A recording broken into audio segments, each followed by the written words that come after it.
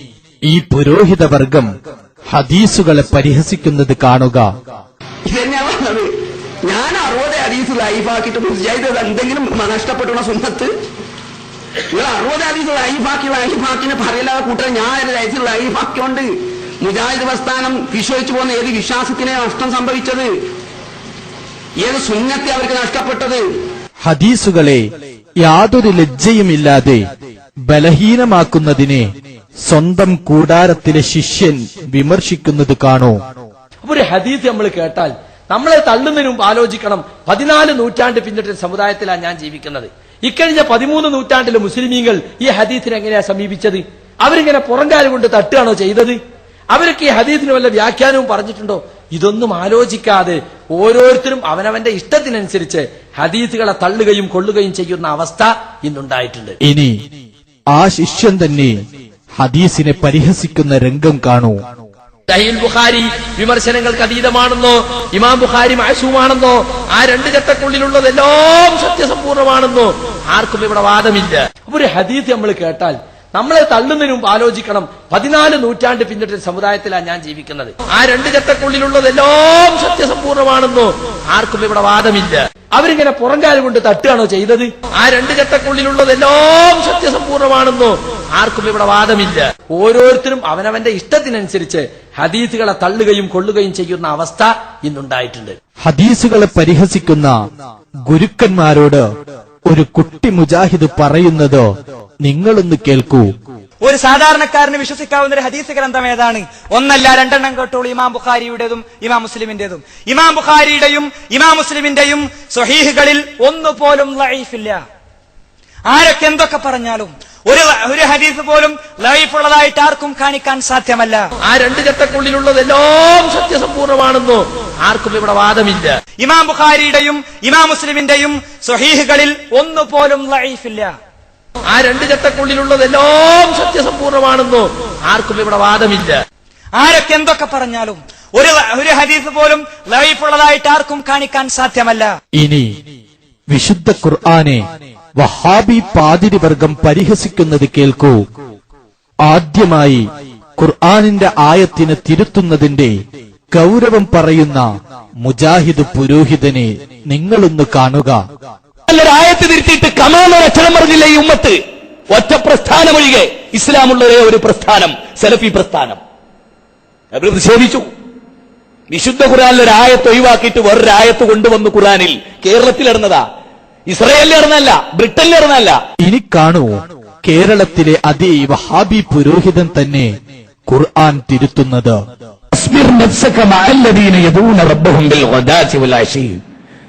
يريدون وجهه ولا تعد عيناك عنهم تريدون زينة الحياة الدنيا. നോക്കൂ, അല്ലാഹു فاصبر نفسك مع الذين يدعون ربهم بالغداة والعشي يريدون وجهه ولا تعد عيناك عنهم تريدون زينة الحياة الدنيا. നോക്കൂ ചങ്ങായിമാരെ, ഈ പറയുന്നതൊന്ന് ശ്രദ്ധിച്ചോ. يريدون وجهه ولا تعد عيناك عنهم تريدون زينة الحياة الدنيا. നോക്കൂ, അല്ലാഹു റസൂലിനെ വിളിച്ചു പറയാ, ഫസ്ബിർ റബ്ബിനോട് പ്രാർത്ഥിക്കുന്നു, പ്രഭാതത്തിലും പ്രദോഷത്തിലും. അതുകൊണ്ട് അള്ളാഹുവിന്റെ വജു ഉദ്ദേശിച്ച് അള്ളാഹുവിനോട് പ്രാർത്ഥിക്കുന്ന അവരുമായി നീ നിന്റെ മുഖത്തെ ബന്ധിപ്പിച്ചിട്, പാപങ്ങളുമായി പാപപ്പെട്ടവരുമായി.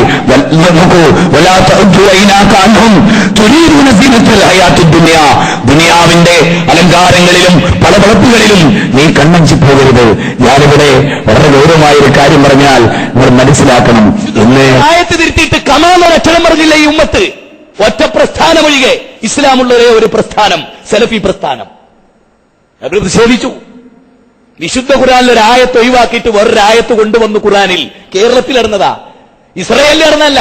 അതേ മൗലവി തന്നെ ഖുർആനിനെ പരിഹസിക്കുന്നതും നിങ്ങളൊന്ന് കാണൂ. ചോദ്യതാണ്, ഒരു മരിച്ച വീട്ടിൽ ഖുർആൻ വായിക്കലാണോ നല്ലത്, മാതൃഭൂമി, മലയാള മനോരമ, മാധ്യമം പോലെയുള്ള പത്രങ്ങൾ വായിക്കലാണോ നല്ലത്? അപ്പോ വിവരല്ലേലോ.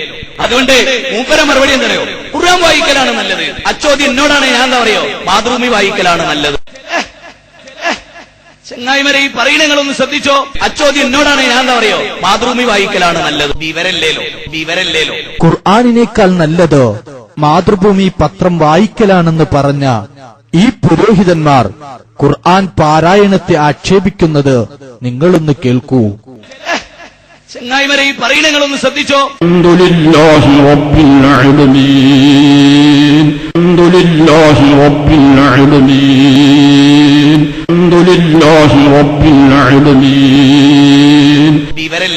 വിവരല്ലേലോ. നോക്കൂ, ഖുർആൻ ഇറങ്ങിയ പുണ്യഭൂമികളായ മക്കയെയും മദീനയെയും തള്ളുന്ന മുജാഹിദ് പൗരോഹിത്യത്തെ നമ്മളോട് പറഞ്ഞിട്ടുണ്ടോ മക്കത്തുക്കും മദീനത്തുക്കും നോക്കണമെന്ന്? പറഞ്ഞിട്ടില്ല. നമ്മളോട് പറഞ്ഞിട്ടുണ്ടോ മക്കത്തുക്കും മദീനത്തുക്കും നോക്കണമെന്ന്? പറഞ്ഞിട്ടില്ല. ഖുർആനിൽ 91 അധ്യായം ഇറങ്ങിയ മക്ക അതെങ്ങനെ അവഗണിക്കാൻ പറ്റുക? ഈമാനുള്ളവൻ എങ്ങനെ മക്ക അവഗണിക്കാൻ പറ്റുക? നമ്മളോട് പറഞ്ഞിട്ടുണ്ടോ മക്കത്തുക്കും മദീനത്തുക്കും നോക്കണമെന്ന്? പറഞ്ഞിട്ടില്ല. ഈമാനുള്ളവൻ എങ്ങനെ മക്ക അവഗണിക്കാൻ പറ്റുക? അപ്പൊ സുഹൃത്തുക്കളെ, മക്കത്തുക്കും മദീനത്തുക്കും അങ്ങനെ ചൂണ്ടാമത്ത് ഇവിടെ 2 ഭാഗങ്ങൾ. അവിടെ തറാവീഹ് 20 ആണ്. അവിടെ തറാവീഹ് എങ്ങനെയാണ്? അവിടെ ഭാഷ അറബിയാണ്. എന്നിങ്ങനെ പറയുമ്പോ ഓരോന്നും അങ്ങോട്ടും കൊണ്ട് ചൂണ്ട. ഈമാനുള്ളവൻ എങ്ങനെ മക്ക അവഗണിക്കാൻ പറ്റുക? നമ്മളോട് പറഞ്ഞിട്ടുണ്ടോ മക്കത്തുക്കും മദീനത്തുക്കും നോക്കണമെന്ന്? പറഞ്ഞിട്ടില്ല. വിവരല്ലേലോ. മക്കത്തുക്കും മദീനത്തുക്കും അങ്ങനെ ചൂണ്ടാമത്ത്. ഈമാനുള്ളവൻ എങ്ങനെ മക്ക അവഗണിക്കാൻ പറ്റുക? ഇനി പുണ്യപ്രവാചകന്മാരെ പരിഹസിക്കുന്ന വഹാബി പുരോഹിത വർഗത്തെ നമുക്കൊന്ന് പരിചയപ്പെടാം. നബിസല്ലല്ലാഹു അലൈഹി വസല്ലമയെ അപമാനിക്കുന്നവർ ആരാണെന്നോ ഒരു പുരോഹിതൻ തന്നെ പറയട്ടെ. പരിശുദ്ധ ഖുർആൻ പഠിപ്പിച്ച അമ്പിയാക്കളുടെ, ഔലിയാക്കന്മാരുടെ, സ്വാലിഹീങ്ങളുടെ, ശുഹദാക്കളുടെ മാർഗം വിട്ടിട്ട് പുത്തൻ വാദങ്ങളിലേക്ക് ഇന്ന് സമൂഹം വ്യാപകമായിരിക്കുകയാണ്. സമൂഹം മഹാന്മാരെ അനാദരിക്കുകയാണ്, മഹാന്മാരെ നിന്ദിക്കുന്ന അവസ്ഥയിലേക്ക് എത്തി. ഏതുവരെ എന്നറിയാമോ? മഹാനായ മുത്തു മുഹമ്മദ് മുസ്തഫ നബി കരീം സല്ലല്ലാഹു അലൈഹി വസല്ലം ഈ ലോകത്ത് ലാ ഇലാഹ ഇല്ലല്ലാഹ്ക്ക് വേണ്ടി ജീവിച്ചു, ലാ ഇലാഹ ഇല്ലല്ലാഹ്ക്ക് വേണ്ടി മരിച്ചു. മരണ സന്ദർഭത്തിൽ പോലും അവിടുന്ന് ലാ ഇലാഹ ഇല്ലല്ലാഹയെ കുറിച്ച് നമുക്ക് ഓർമ്മ നൽകി. ആ മുത്തു മുഹമ്മദ് മുസ്തഫ നബി കരീം സല്ലല്ലാഹു അലൈഹി വസല്ലമയെ അപമാനിക്കുകയാണ് പുത്തൻവാദികളായ ആളുകള്.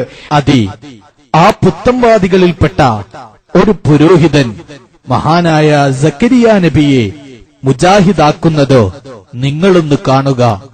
സക്കരിയ നബി KNMന്റെ പ്രസിഡന്റ് ആയിരുന്നു അക്കാലത്ത്. അതുകൊണ്ട് MGM പ്രവർത്തകയായ മറിയമിനെ അവിടെ ഇരുത്തി. വിവരല്ലേലോ. ഇനി മൂസാ നബി അലൈഹിസ്സലാമിനെ മൂസാക്ക എന്ന് വിളിക്കുന്ന മറ്റൊരു പുരോഹിതനെ കാണൂ. മൂസ അലൈഹി സ്വലാത്തു വസ്സലാം ആഗ്രഹിച്ചത് കുടുംബത്തിന് നടന്നു പോകാനുള്ള ദുനിയാവിന്റെ വെളിച്ചമാണ്. മൂസ നബിയല്ല, മൂസാക്ക.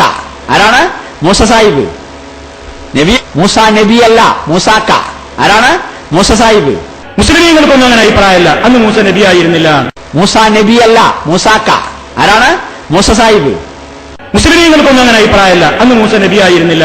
ഇനി ഭഗവത്ഗീതയിലെ അർജുനനെ പ്രവാചകനാക്കുന്ന മുജാഹിദ് പുരോഹിതന്റെ തെരുവ് നാടകം നിങ്ങളൊന്ന് കാണുക.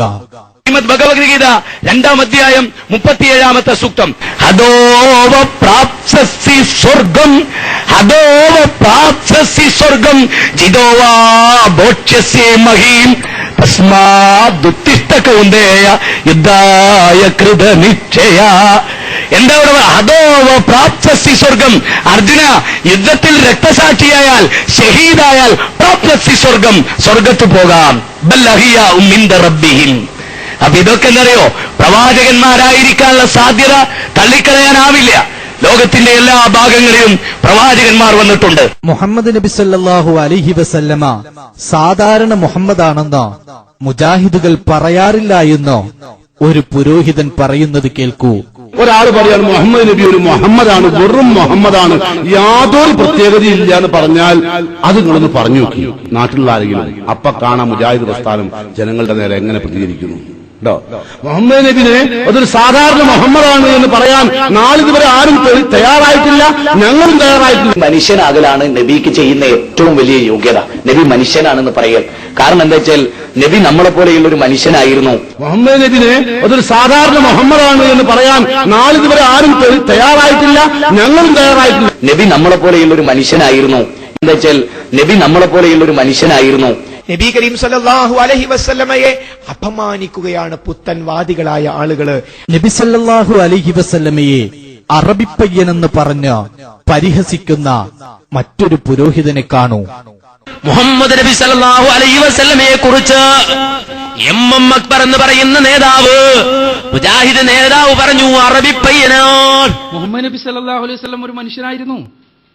അദ്ദേഹം ഒരു മനുഷ്യനായിരുന്നു. ഞാൻ പറഞ്ഞല്ലോ 40 വയസ്സ് വരെ അറബികൾക്കിടയിൽ ജീവിച്ച ഒരു സാധാരണ അറബിപ്പയ്യൻ. അറബികൾക്കിടയിൽ ജീവിച്ച ഒരു സാധാരണ അറബിപ്പയ്യൻ. അറബികൾക്കിടയിൽ ജീവിച്ച ഒരു സാധാരണ അറബിപ്പയ്യൻ. നബി കരീം സല്ലല്ലാഹു അലൈഹി വസല്ലമയെ അപമാനിക്കുകയാണ് പുത്തൻവാദികളായ ആളുകള്. നബി സല്ലല്ലാഹു അലൈഹി വസല്ലമ പച്ചയായ ഒരു മനുഷ്യനായിരുന്നു എന്ന് പറയുന്ന പുരോഹിത വർഗത്തെ ഒന്നുകൂടെ നിങ്ങൾ കാണൂ. സാധാരണക്കാരനായ ഒരു പച്ചയായ മനുഷ്യനാണ്. പച്ചയായ ഒരു മനുഷ്യൻ. ആമിനയുടെയും അബ്ദുള്ളയുടെയും മകനായി ജനിച്ച മുഹമ്മദ് നബി സല്ലല്ലാഹു അലൈഹി വസല്ലം പച്ചയായ മനുഷ്യനായി ജനിച്ച്, മനുഷ്യനായി വളർന്ന്, മനുഷ്യനായി പ്രവർത്തിച്ച്, മനുഷ്യനായി ചിന്തിച്ച്, മനുഷ്യനായി മരിച്ച മുഹമ്മദ് നബി കരീം സല്ലല്ലാഹു അലൈഹി വസല്ലം. മുഹമ്മദ് നബിനെ അതൊരു സാധാരണ മുഹമ്മദാണ് എന്ന് പറയാൻ നാളിതുവരെ ആരും തയ്യാറായിട്ടില്ല. സാധാരണക്കാരനായ ഒരു പച്ചയായ മനുഷ്യനാണ്. നബി കരീം സല്ലല്ലാഹു അലൈഹി വസല്ലമയെ അപമാനിക്കുകയാണ് പുത്തൻവാദികളായ ആളുകള്. തിരുനബി സല്ലല്ലാഹു അലൈഹി വസല്ലമയുടെ ജന്മദിനത്തെ ആക്ഷേപിക്കുന്നത് കാണൂ. ഞാൻ വളരെ ലളിതമായി, ഒരു കല്ല് നിങ്ങൾ റോട്ടിൽ നിന്ന് നീക്കുന്നു, അതിന്റെ പുണ്യം പോലും ഇല്ല നബിദിനത്തിന്. ഒന്നുകൂടെ പറയാം.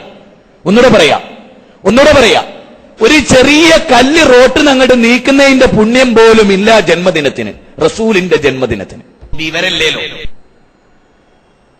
ഇനി ഒന്നുകൂടെ ക്ലിയറായി പറയാം, ഒരു നഖം വെട്ടിക്കളയുന്നതിന്റെ പുണ്യം പോലുമില്ല. വിവരല്ലേലോ? മനസ്സിലായോ? ഒരാളെ നോക്കി അസ്സലാമു അലൈക്കും എന്ന് പറയുന്നതിന്റെ പുണ്യം പോലുമില്ല. ചങ്ങായിമാരെ, ഈ പറയുന്നങ്ങളൊന്ന് ശ്രദ്ധിച്ചോ. ഒരാളെ നോക്കി ഒന്ന് ചിരിക്കുന്ന പുണ്യം പോലുമില്ല. ഇനി അതിൽ ചെറുതായിട്ട് എന്തേ അതും ഒരു കടുകുമണിയോളം നിങ്ങൾ ചെയ്യുന്ന നന്മയുണ്ടല്ലോ, അത്ര പോലും പുണ്യമില്ല നബിയുടെ ജന്മദിനം. നബി കരീം സല്ലല്ലാഹു അലൈഹി വസല്ലമയെ അപമാനിക്കുകയാണ് പുത്തൻവാദികളായ ആളുകള്. നബി സല്ലല്ലാഹു അലൈഹി വസല്ലമ തങ്ങളുടെ ജന്മദിനത്തിന്റെ പേരിൽ പരസ്പരം തർക്കിക്കുന്ന മുജാഹിദ് പുരോഹിതന്മാരെ നമുക്കൊന്ന് കാണാം. മുഹമ്മദ് നബി സല്ലല്ലാഹു അലൈഹി വസല്ലം റബീഉൽ അവ്വൽ 12-നാണ് ജനിച്ചത് എന്ന് എഴുന്നേറ്റ് നിന്ന് പറയാൻ ധൈര്യമുള്ള ആരുണ്ട്? നബി സല്ലല്ലാഹു അലൈഹി വസല്ലം ജനിച്ചത് റബീഉൽ അവ്വലിലാണ്. റബീഉൽ അവ്വൽ 12 തിങ്കളാഴ്ച. മുഹമ്മദ് നബി സല്ലല്ലാഹു അലൈഹി വസല്ലം റബീഉൽ അവ്വൽ 12-നാണ് ജനിച്ചത് എന്ന് എഴുന്നേറ്റ് നിന്ന് പറയാൻ ധൈര്യമുള്ള ആരുണ്ട്? നബി സല്ലല്ലാഹു അലൈഹി വസല്ലം ജനിച്ചത് റബീഉൽ അവ്വലിലാണ്. റബീഉൽ അവ്വൽ 12 തിങ്കളാഴ്ച. റബീഉൽ അവ്വൽ 12-നാണ് ജനിച്ചത് എന്നതിന് യാതൊരു തെളിവുമില്ല. നബി സല്ലല്ലാഹു അലൈഹി വസല്ലം ജനിച്ചത് റബീഉൽ അവ്വലിലാണ്. റബീഉൽ അവ്വൽ 12 തിങ്കളാഴ്ച. റബീഉൽ അവ്വൽ 12-നാണ് ജനിച്ചത് എന്നതിന് യാതൊരു തെളിവുമില്ല. പക്ഷെ മരിച്ചതെന്നാണെന്നതിന് എല്ലാ തെളിവും. പക്ഷെ നമ്മൾ ഒന്നുകൂടെ മനസ്സിലാക്കണം, നബി മരിച്ചത് ഒരു തിങ്കളാഴ്ചയാണ്, ജനിച്ചത് ഒരു തിങ്കളാഴ്ചയാണ്. വിവരല്ലേലോ? ജനിച്ച ഏതൊരു ദിവസമാണോ ആ ദിവസം തന്നെ നബി മരിച്ചത്. റബീഉൽ അവ്വൽ 12-നാണ് ജനിച്ചത് എന്നതിന് യാതൊരു തെളിവുമില്ല. പക്ഷെ മരിച്ചതെന്നാണെന്നതിന് എല്ലാ തെളിവും. ജനിച്ച ഏതൊരു ദിവസമാണോ ആ ദിവസം തന്നെ നബി മരിച്ചത്. ഇനിയും ഈ പുരോഹിത വർഗത്തിന്റെ പൊട്ടത്തരങ്ങൾ നമുക്കൊന്നുകൂടെ കാണാം. ജനിച്ച ദിനം, ആ ജനിച്ചതും റബീഉൽ അവ്വലിനല്ല, റമദാനിലാണ്. മുഹമ്മദ് നബിയായത് റമദാനിലാണ്. അല്ലേ? ആർക്കാ അതിലെതിരെ അഭിപ്രായം? നബി സല്ലല്ലാഹു അലൈഹി വസല്ലം ജനിച്ചത് റബീഉൽ അവ്വലിലാണ്. റബീഉൽ അവ്വൽ 12 തിങ്കളാഴ്ചയാണ്. വിവരല്ലേലോ? ഇനി മുഹമ്മദ് നബി സല്ലല്ലാഹു അലൈഹി വസല്ലമയെ മൈമാക്ക എന്ന് വിളിച്ച് പരിഹസിക്കുന്ന മുജാഹിദ് പുരോഹിതനെ നിങ്ങളൊന്ന് കാണുക. രാത്രി ഇരുട്ടത്ത് ഗുഹയിൽ ഭജനമിരിക്കുന്ന മുഹമ്മദ് നബി സല്ലല്ലാഹു അലൈഹി വസല്ലം എന്ന മയമാക്ക, മുഹമ്മദ് നബി സല്ലല്ലാഹു അലൈഹി വസല്ലം എന്ന മയമാക്ക, മുഹമ്മദ് നബി സല്ലല്ലാഹു അലൈഹി വസല്ലം എന്ന മയമാക്ക, മുഹമ്മദ് നബി സല്ലല്ലാഹു അലൈഹി വസല്ലം എന്ന മയമാക്ക.